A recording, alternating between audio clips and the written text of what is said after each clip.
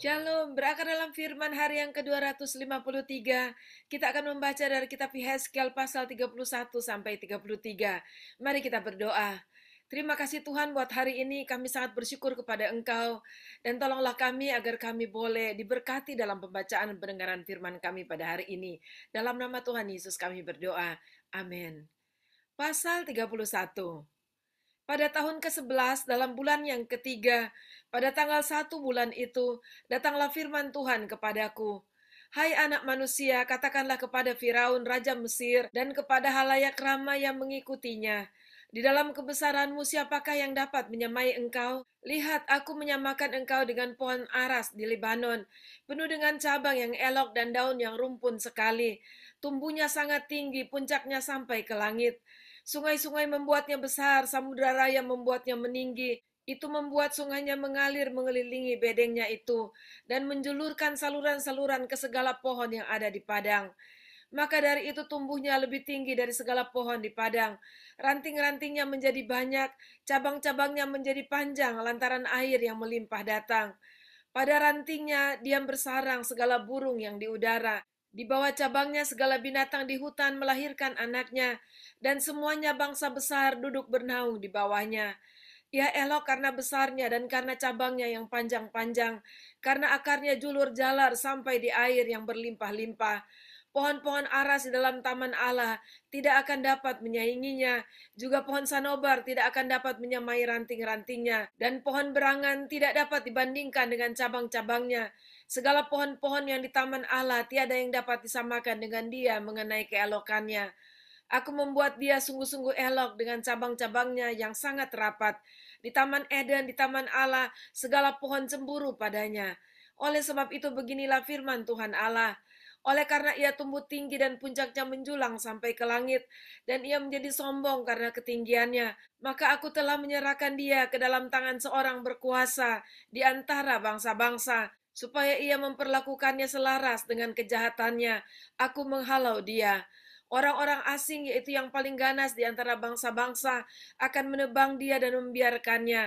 Di atas gunung-gunung dan di semua lembah cabang-cabangnya berjatuhan, dan di semua alur sungai negeri itu ranting-rantingnya berpatahan, dan semua bangsa di bumi pergi lari dari naungannya dan membiarkan dia.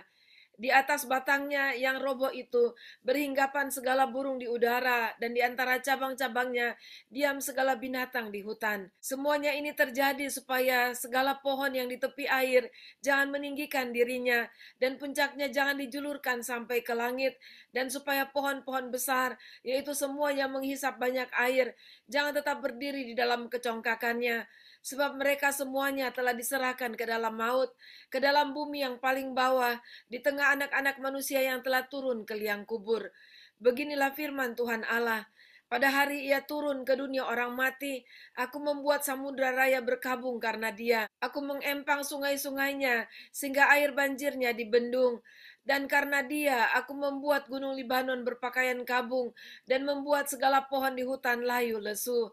Mendengar derum kejatuhannya, aku membuat bangsa-bangsa gemetar pada saat aku menurunkan dia ke dunia orang mati, menjumpai mereka yang telah turun ke liang kubur, dan segala pohon taman Eden akan merasa terhibur di bumi yang paling bawah, yaitu pohon yang terpilih dan yang terindah dari Libanon, yang menghisap banyak air. Mereka juga turun bersama dia ke dunia orang mati, yaitu ke orang-orang yang mati terbunuh oleh pedang, dan mereka yang bernaung di bawahnya di tengah bangsa-bangsa mati juga. Maka dengan siapakah engkau dapat disamakan di antara pohon-pohon di Taman Eden dalam hal kemuliaan dan kebesaran? Engkau akan diturunkan ke bumi yang paling bawah bersama pohon-pohon di Taman Eden, dan engkau telentang di tengah orang-orang yang tak bersunat, bersama orang-orang yang mati terbunuh oleh pedang. Itulah Firaun dengan semua kalayak ramai yang mengikutinya. Demikianlah firman Tuhan Allah. Pasal 32. Pada tahun ke-12, dalam bulan yang ke-12, pada tanggal 1 bulan itu, datanglah firman Tuhan kepadaku. Hai anak manusia, ucapkanlah suatu ratapan mengenai Firaun, Raja Mesir, dan katakanlah kepadanya, Engkau menyamakan dirimu dengan singa muda di antara bangsa-bangsa, tetapi engkau seperti buaya di laut. Sungai-sungaimu kau buat berbuih, engkau mengeruhkan airnya dengan kaki dan menggelompar dalam lumpur sungainya. Beginilah firman Tuhan Allah, aku memasang jaringku menangkap engkau dengan sekumpulan bangsa-bangsa yang banyak dan mengangkat engkau di dalam pukatku. Kuhempaskan engkau ke tanah, kulemparkan engkau ke padang, dan ke atasmu kusuruh hinggap segala burung di udara. Dengan dagingmu kukenyangkan binatang-binatang seluruh bumi. Dagingmu kubiarkan berhamburan di atas pegunungan. Lembah-lembah aku penuhi dengan bangkai-bangkaimu. Bumi kuberi minum darahmu yang mengalir. Ya, juga gunung-gunung dan alur-alur sungai akan penuh dengannya. Waktu aku membinasakan engkau, langit akan kututup dan bintangnya kubuat berkabut. Matahari kututup dengan awan dan bulan, cahayanya tak disinarkan. Semua yang bersinar di langit akan kugelapkan demi engkau. Kegelapan kudatangkan atas tanahmu. Demikianlah firman Tuhan Allah. Aku menggelisahkan hati banyak bangsa. Kalau aku membawa kamu sebagai tawanan di tengah bangsa-bangsa ke negeri-negeri yang belum kamu kenal, aku akan membuat banyak bangsa kaget melihat engkau, dan raja-rajanya akan menggigil melihatmu. Kalau aku menetak-netakkan pedangku di hadapan mereka, mereka akan gentar terus-menerus masing-masing demi hidupnya pada hari kesudahanmu. Sebab beginilah firman Tuhan Allah, pedang Raja Babel akan datang atasmu, aku akan membuat khalayak pengikutmu berebahan oleh pedang para pahlawan, semuanya yang terganas di antara bangsa-bangsa. Kecongkakan Mesir akan dipatahkan, dan khalayak pengikutnya semua dipunahkan. Semua binatangnya akan kubinasakan dari tepi sungai-sungai besar. Kaki manusia tidak lagi mengeruhkannya, dan di dalamnya tiada hewan menggelompar. Maka airnya akan kujernihkan, sungai-sungainya akan kubuat mengalir seperti minyak. Demikianlah firman Tuhan Allah. Pada saat Mesir kujadikan sunyi sepi, juga habis dilenyapkan segala isi negeri, dan semua penduduknya habis kumusnahkan. Mereka akan tahu bahwa akulah Tuhan. Inilah ratapan yang seharusnya dinyanyikan. Kaum perempuan bangsa-bangsa akan menyanyikannya. Mereka akan menyanyikannya atas Mesir dan atas seluruh rakyatnya yang banyak. Demikianlah firman Tuhan Allah. Pada tahun ke-12 dalam bulan pertama, pada tanggal 15 bulan itu, datanglah firman Tuhan kepadaku.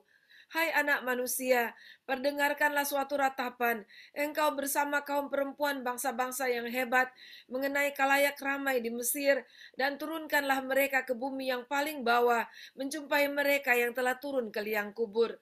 Dari siapakah engkau lebih cantik? Turunlah dan berbaringlah bersama orang-orang yang tidak bersunat.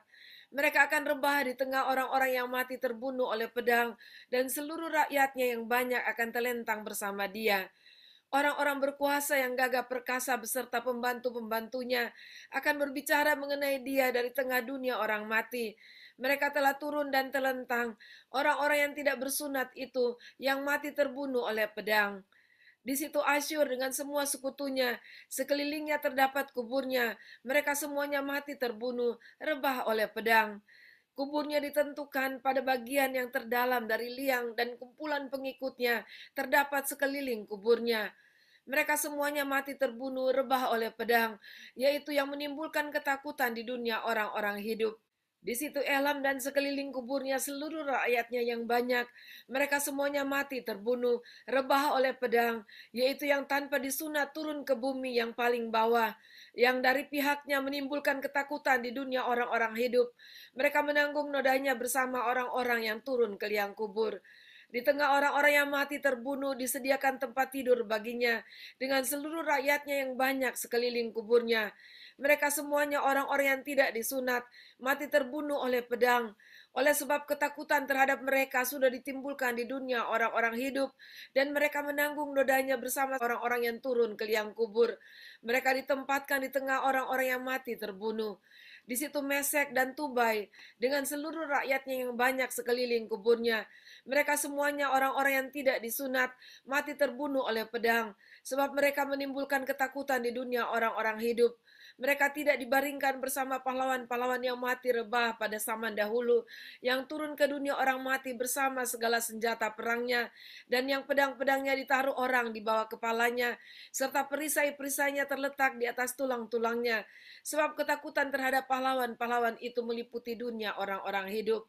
Engkau akan terlentang di tengah orang-orang yang tidak bersunat bersama orang-orang yang mati terbunuh oleh pedang. Di situ Edom, raja-rajanya dan semua pemimpinnya yang ditempatkan dekat orang-orang yang mati terbunuh oleh pedang. Walaupun mereka kuat, mereka dibaringkan dekat orang-orang yang tidak bersunat dan dekat orang-orang yang turun ke liang kubur. Di situ pemimpin-pemimpin dari utara, semuanya mereka dan semua orang Sidon yang dengan malu turun dekat orang-orang yang mati terbunuh. Walaupun dengan kekuatannya mereka sudah menimbulkan ketakutan terhadap mereka. Mereka dibaringkan tanpa disunat dekat orang-orang yang mati terbunuh oleh pedang. Dan mereka menanggung nodainya bersama orang-orang yang turun ke liang kubur. Firaun akan melihat mereka semuanya, dan ia akan merasa terhibur dengan nasib kalayak ramai yang mengikutinya. Firaun mati terbunuh oleh pedang dengan seluruh tentaranya. Demikianlah firman Tuhan Allah. Oleh karena ia menimbulkan ketakutan di dunia orang-orang hidup, maka ia dibaringkan di tengah orang-orang yang tidak disunat, dekat orang yang mati terbunuh oleh pedang. Firaun dengan seluruh kalayak ramai yang mengikutinya. Demikianlah firman Tuhan Allah. Pasal 33. Lalu datanglah firman Tuhan kepadaku, "Hai anak manusia, berbicaralah kepada teman-temanmu sebangsa, dan katakanlah kepada mereka, kalau aku mendatangkan pedang atas sesuatu negeri, dan bangsa negeri itu mengambil seorang dari antara mereka, dan menetapkan dia menjadi penjaganya, dan penjaga ini melihat pedang itu datang atas negerinya, lalu meniup sangkakala untuk memperingatkan bangsanya. Kalau ada seorang yang memang mendengar suara sangkakala itu, tetapi ia tidak mau diperingatkan, sehingga sesudah pedang itu datang ia dihabiskan, darahnya tertimpa kepadanya sendiri. Ia mendengar suara sangkakala, tetapi ia tidak mau diperingatkan, darahnya tertimpa kepadanya sendiri. Kalau ia mau diperingatkan, ia menyelamatkan nyawanya. Sebaliknya penjaga yang melihat pedang itu datang, tetapi tidak meniup sangkakala dan bangsanya tidak mendapat peringatan. Sehingga sesudah pedang itu datang, seorang dari antara mereka dihabiskan, orang itu dihabiskan dalam kesalahannya, tetapi aku akan menuntut pertanggungan jawab atas nyawanya dari penjaga itu. Dan engkau anak manusia, aku menetapkan engkau menjadi penjaga bagi kaum Israel. Bila mana engkau mendengar sesuatu firman daripadaku, peringatkanlah mereka demi namaku. Kalau aku berfirman kepada orang jahat, hai orang jahat, engkau pasti mati. Dan engkau tidak berkata apa-apa untuk memperingatkan orang jahat itu supaya bertobat dari hidupnya.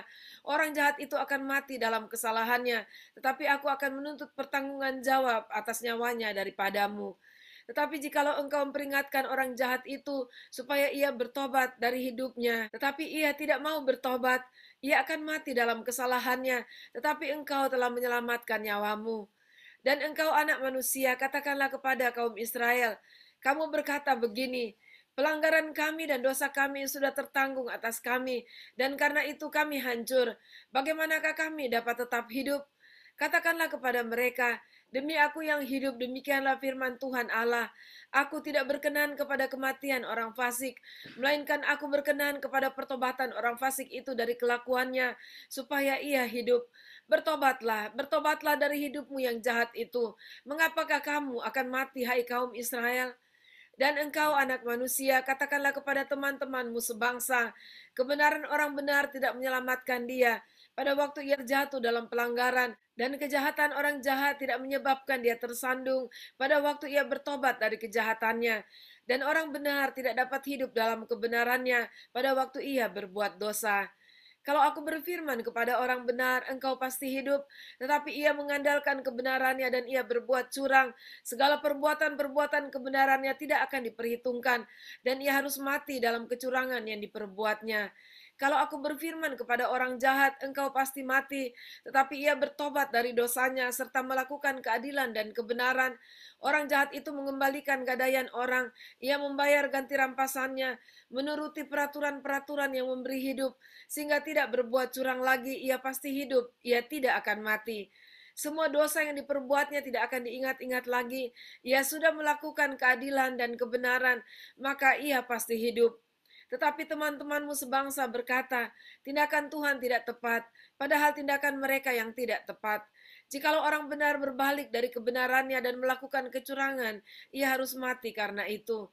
Sebaliknya, kalau orang fasik bertobat dari kefasikannya dan ia melakukan keadilan dan kebenaran, ia pasti hidup karena itu. Sebaliknya, kalau orang fasik bertobat dari kefasikannya dan ia melakukan keadilan dan kebenaran, ia pasti hidup karena itu. Tetapi kamu berkata, tindakan Tuhan tidak tepat. Aku akan menghakimi kamu, masing-masing menurut kelakuannya, hai kaum Israel.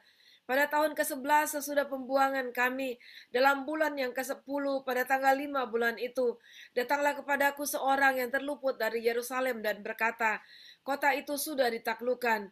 Maka kekuasaan Tuhan meliputi aku pada malam sebelum kedatangan orang yang terluput itu, dan Tuhan membuka mulutku pada saat menjelang kedatangan orang yang terluput itu pada pagi hari. Mulutku sudah terbuka dan aku tidak bisu lagi. Lalu datanglah firman Tuhan kepadaku, hai anak manusia, orang-orang yang tinggal pada reruntuhan-reruntuhan ini, yaitu yang di tanah Israel, berkata begini, Abraham adalah seorang diri, tatkala ia mendapat tanah ini menjadi miliknya, tapi kita banyak, tentu tanah ini diberikan kepada kita menjadi milik. Oleh karena itu katakanlah kepada mereka, beginilah firman Tuhan Allah, kamu makan daging dengan darahnya, kamu melihat juga kepada berhala-berhalamu, dan kamu menumpahkan darah. Apakah kamu akan tetap memiliki tanah ini? Kamu bersandar pada pedangmu, kamu melakukan kekejian dan masing-masing mencari istri sesamanya. Apakah kamu akan tetap memiliki tanah ini? Katakanlah begini kepada mereka, beginilah firman Tuhan Allah, demi aku yang hidup, orang-orang yang tinggal pada reruntuhan-reruntuhan akan mati rebah oleh pedang, dan orang-orang yang di padang akan kuberikan kepada binatang liar menjadi makanannya, dan orang-orang yang di dalam kubu dan gua akan mati kena sampar. Tanah ini akan kubuat musnah dan sunyi sepi, dan kecongkakannya yang ditimbulkan kekuatannya akan berakhir. Gunung-gunung Israel akan menjadi sunyi sepi, sehingga tidak seorang pun berani melintasinya. Dan mereka akan mengetahui bahwa akulah Tuhan, pada saat aku membuat tanah ini musnah dan sunyi sepi, oleh karena semua perbuatan-perbuatan mereka yang keji yang mereka lakukan. Dan engkau anak manusia, teman-temanmu sebangsa bercakap-cakap mengenai engkau dekat tembok-tembok dan di pintu rumah, dan berkata satu sama lain masing-masing kepada temannya, silakan datang dan dengar apa yang difirmankan oleh Tuhan. Dan mereka datang kepadamu seperti rakyat berkerumun dan duduk di hadapanmu sebagai umatku.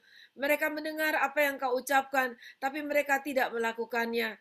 Mulutnya penuh dengan kata-kata cinta kasih, tetapi hati mereka mengejar keuntungan yang haram. Sungguh engkau bagi mereka seperti seorang yang melakukan syair cinta kasih dengan suara yang merdu dan yang pandai main kecapi. Mereka mendengar apa yang kau ucapkan, tetapi mereka sama sekali tidak melakukannya. Kalau hal itu datang dan sungguh akan datang, mereka akan mengetahui bahwa seorang nabi ada di tengah-tengah mereka.